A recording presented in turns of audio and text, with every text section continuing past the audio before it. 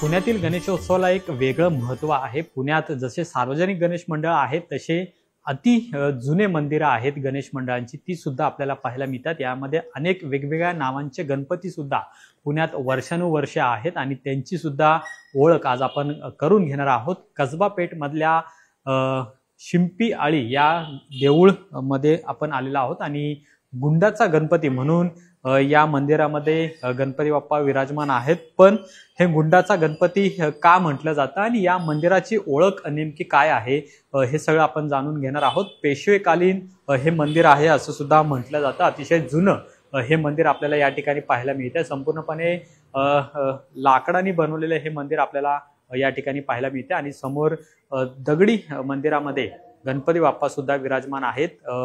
एक आकर्षक अशी मूर्ती सुद्धा गणपती बाप्पाची आपल्याला पाहायला मिळते आणि गणेशोत्सवामध्ये नेमकं काय या ठिकाणी वातावरण आजचं, कशा पद्धतीने उत्सव या ठिकाणी साजरा केला जातो हे आपण जाणून घेऊयात। आपल्या सोबत इथले गुरुजी आहेत। गुरुजी नमस्ते, काय सांगाल गुंडाचा गणपती हे नाव नेमकं कसं या गणपतीला पडलं, काय नेमकी ओळख आहे? पेशवेकालीन गणपती आहे एवढं आम्ही सांगतो आणि कसबा गणपतीचा जसा मान आहे तसा ह्या गणपतीचा पण मान आहे। आम्ही आता माझं वय 71 वर्षापासून आम्ही गुंडाच्या गणपतीला लहानपणापासून येत असलो, त्यामुळे आम्हाला हे जसं कसबा गणपतीचा मान आहे तसाच या गुंडाचा गणपतीचा पण मान आहे आणि तिथं श्रद्धापूर्वक गणपती आहे आणि अतिशय नवस असेल जर आपण केलं असेल तर तो नवस पूर्ण होतो। बाबळे गुरुजी तिथले आहे, त्यांचं आहे, त्यांची सेवा इथं असते आणि मी इथं सेवेकरी म्हणून असतो।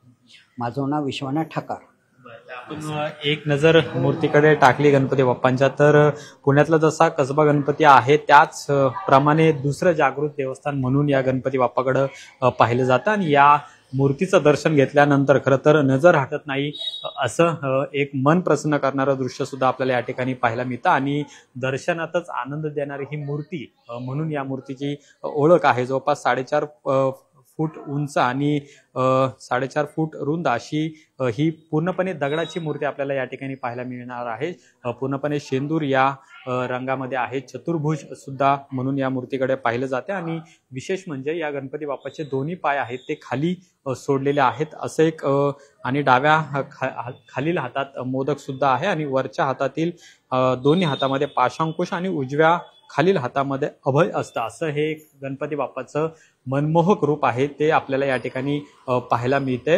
हा गणपती पूर्णपणे पेशवेकालीन आहे आणि पेशवाईतील मुत्सद्दी नाना फडणीस आमच्या नागोजी गुंड नावाचे जे सहकारी होता त्यांच्या घराजवळील गणपती म्हणून जे दुसरे बाजीराव पेशवे 1810 आणि 11 मध्ये होऊन गेलेले होते त्यांच्या रोजनिशीमध्ये खरं तर या गुंडाचा गणपती म्हणून याचा उल्लेख आपल्याला पाहायला मिळतं। नाग येनो पवित तसेच अगंबर पितांबर असलेली मूर्ती ही दगडी बैठकीवर असून अत्यंत प्रभावी अशी ही मूर्ती आपल्याला या ठिकाणी पाहायला मिळते आणि गणेशोत्सवाच्या काळामध्ये देखील अतिशय भक्तिमय वातावरण या ठिकाणी पाहायला मिळतं। अनेक जण वर्षानुवर्षे खरं तर या गणपती बाप्पाचं दर्शन घेण्यासाठी या ठिकाणी येत असतात आणि या मूर्तीची नोंद भारत इतिहास संशोधन मंडळामध्ये सुद्धा पाहायला मिळते। त्यातील संशोधकांनी सुद्धा या मूर्तीची पाहणी आहे ती केलेली होती आणि नवीन मूर्तीची स्थापना करण्यासाठी खरं तर काका वडके यांच्या अध्यक्षतेखाली एक समिती सुद्धा स्थापन करण्यात आलेली होती आणि गणेश मूर्तीवरील थर आहे जो 4 फेब्रुवारी 1976 रोजी काढून टाकण्यात आलेला होता आणि नवीन मूर्तीची स्थापना सुद्धा या ठिकाणी करण्यात आलेली होती। अशी ही मूर्ती आपल्याला या ठिकाणी पाहायला मिळते। अतिशय मन प्रसन्न करणारे आणि खरं तर या मूर्तीकडे ज्यावेळेस आपली नजर जाते त्यावेळेस ती नजर सुद्धा हटत नाही अशा प्रकारची ही गणपती बाप्पाची मूर्ती आणि ज्याला गुंडाचा गणपती म्हणून ओळखलं जातं।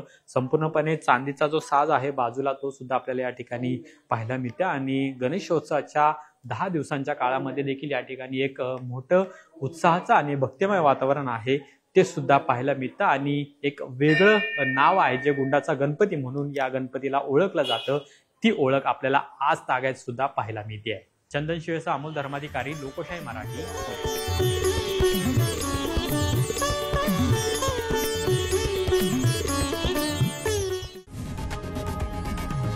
लोकशाही मराठी ऐका, पहा, जागरूक रहा।